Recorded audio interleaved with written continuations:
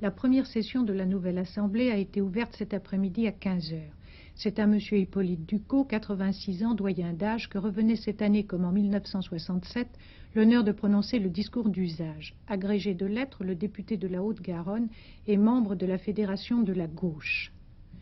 Pour cette séance, voici M. Ducos. Pour cette séance inaugurale, les députés avaient pris place dans l'hémicycle par ordre alphabétique. L'alphabet avait donc placé M. Mesmer à quelques sièges de M. Mitterrand, M. Debré non loin de M. Gaston Defferre, M. Chaban-Delmas que vous venez d'apercevoir à côté de M. Chalandon, enfin M. Pompidou se trouvait à l'autre extrémité. Au banc des ministres, le Premier ministre, M. Couve de Murville. Contrairement à son habitude, M. Ducos n'a pas émaillé son discours dont vous allez entendre un court extrait de citations grecques et latines. Je déclare ouverte la 4e législature de l'Assemblée nationale et la session de droit prévue par l'article 12 de la Constitution. Mesdames, Messieurs, le devoir d'un président d'âge, c'est d'abord de saluer les nouveaux députés qui entrent pour la première fois ou rentrent de nouveau à l'Assemblée nationale. C'est avec plaisir que je m'acquitte de ce premier devoir, mais c'est avec une profonde amertume que je m'acquitte aussi d'un deuxième devoir qui consiste à exprimer le regret que nous fait éprouver l'absence de ceux de nos collègues dont le mandat n'a pas été renouvelé par le suffrage universel. Le doyen d'âge devait ensuite déclarer ouvert le scrutin pour l'élection du président de l'Assemblée. 3 candidats étaient en lice, M. Chaban-Delmas pour la majorité, Ballanger pour les communistes et M. Lejeune pour la Fédération. 472 députés sur 487 ont pris part au vote. La majorité absolue était donc de 244 voix. Voici les résultats. M. Jacques Chaban-Delmas, 356 suffrages.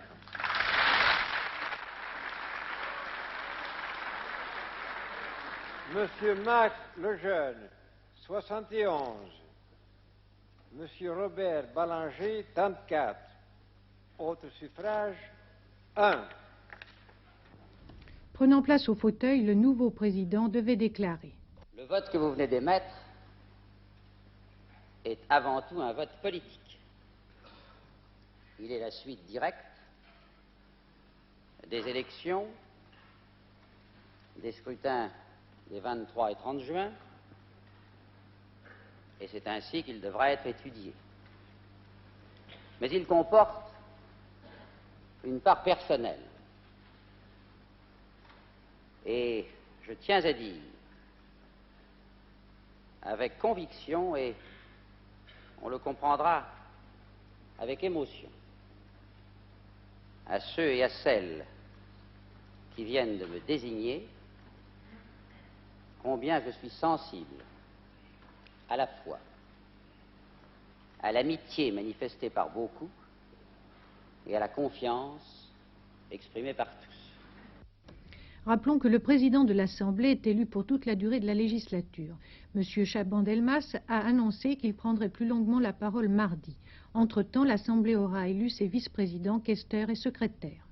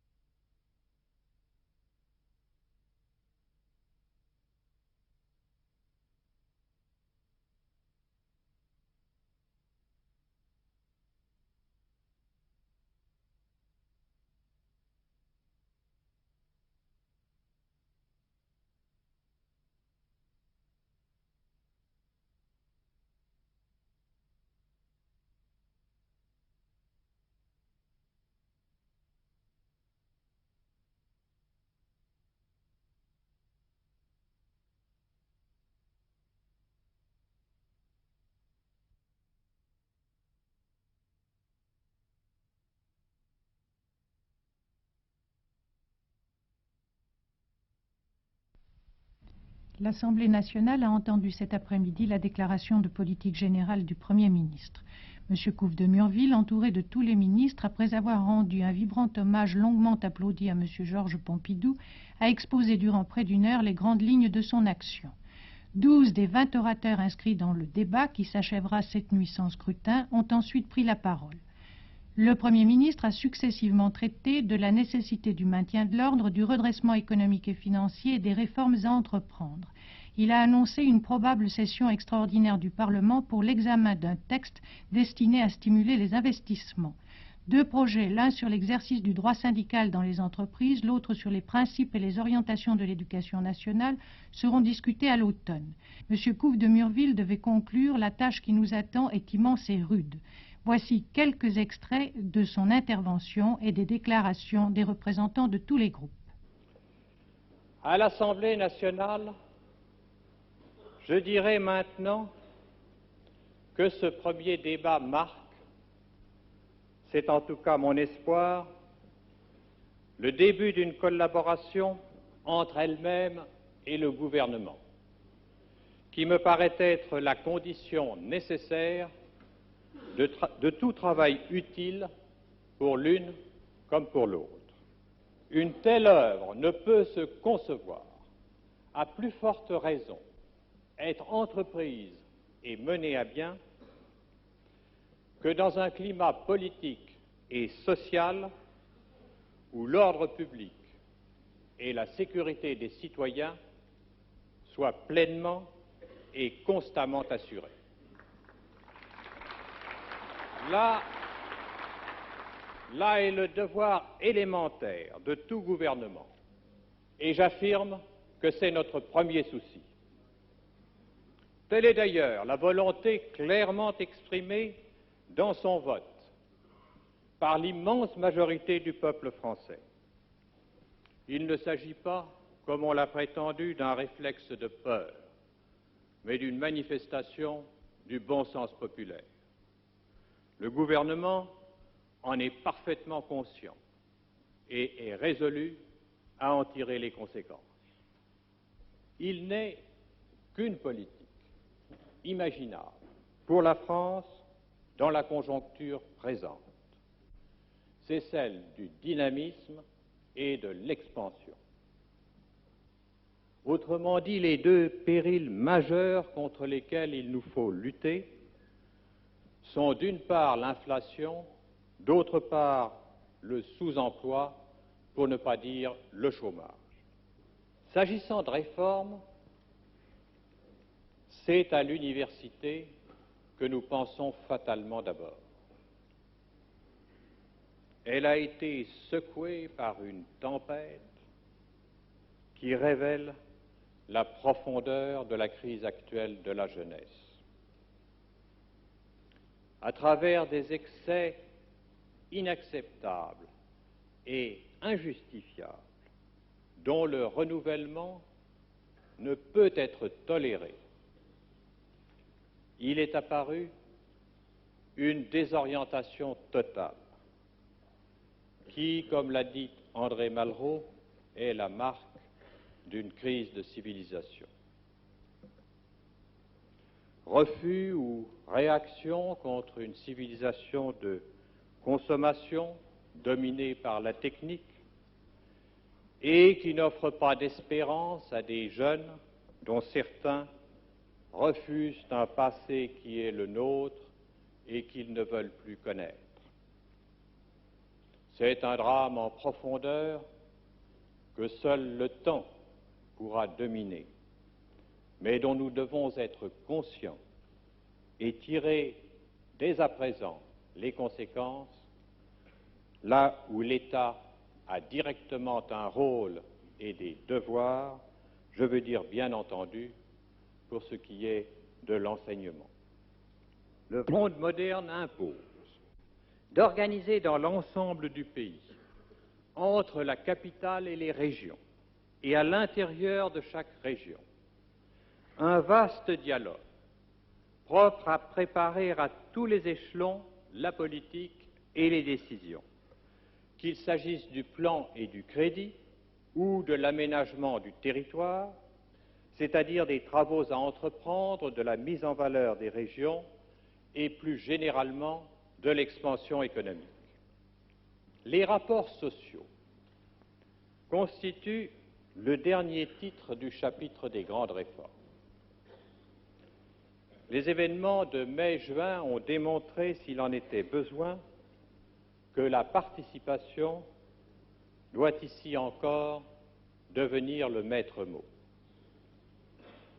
Nous vivons, messieurs, dans un monde en effervescence, où se posent un peu partout les problèmes de la jeunesse, où ne cessent de renaître les conflits raciaux, où des peuples entiers peuvent être menacés d'extermination sans provoquer une révolte générale de la conscience humaine, où des millions d'hommes meurent de faim pendant que nous jetons à la rue nos excédents agricoles.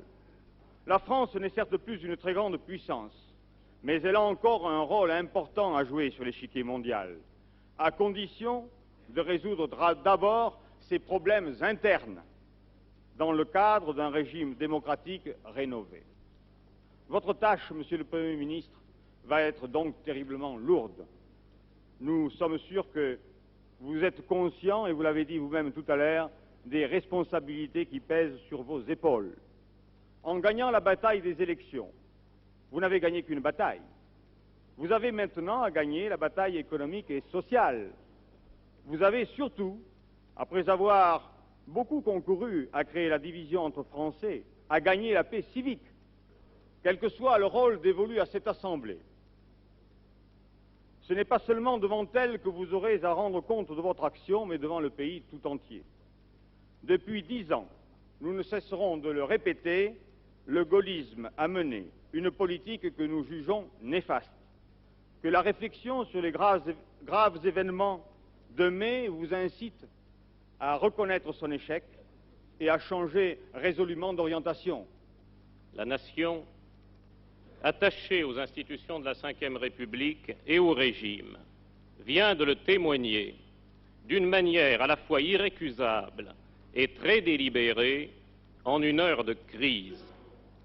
Le dénouement de cette crise par le suffrage universel marque, sans nul doute, que la Ve République, encore très jeune, a montré non seulement sa capacité de résister à la subversion, mais encore son enracinement dans le pays.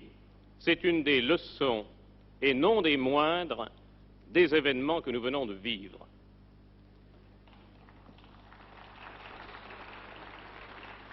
Cela dit, une majorité a plus de devoirs que de droits.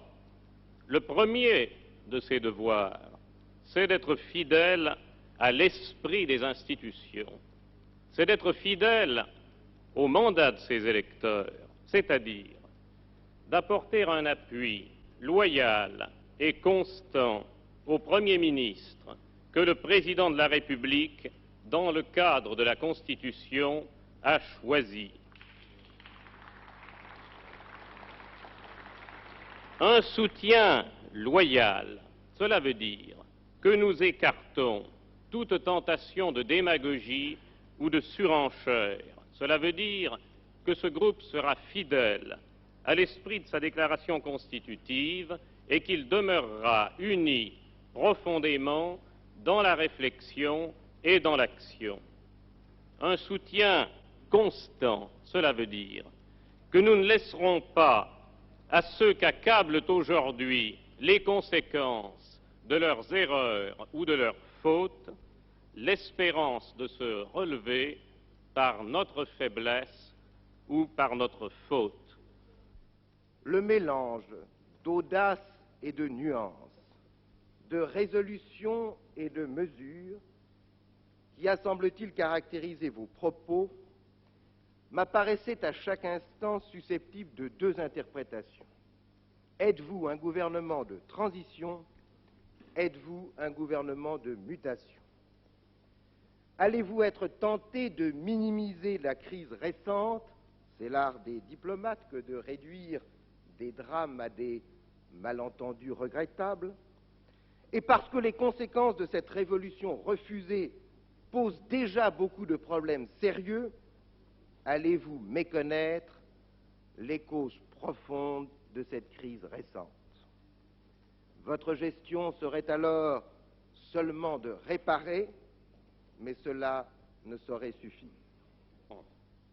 La France aspire à la règle politique moderne, alliant l'efficacité au dialogue. Les Français entendent participer à tous les niveaux à la préparation des décisions qui les concernent.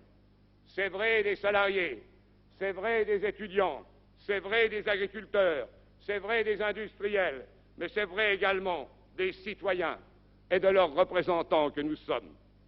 Le dialogue souhaité par la nation doit ainsi s'établir. Nous ferons, en ce qui nous concerne, républicains indépendants, tout ce qui dépend de nous, pour qu'il puisse s'ouvrir dans l'efficacité et dans l'objectivité. Mais enfin, Monsieur le Premier ministre, la décision finale vous appartient. Nous sommes profondément convaincus que votre régime n'est pas en état de diriger valablement notre pays. Instrument du grand capital, il ne peut être l'expression de l'intérêt du peuple. Le résultat de 10 ans de gestion gaulliste est sous nos yeux. Vous avez sans doute réussi le miracle de faire oublier au pays le temps d'un scrutin pour une majorité des citoyens de ce pays. Pour eux, le réveil sera cruel, mais ceux qui ont résisté à votre propagande seront eux aussi, malgré eux, les victimes de votre politique.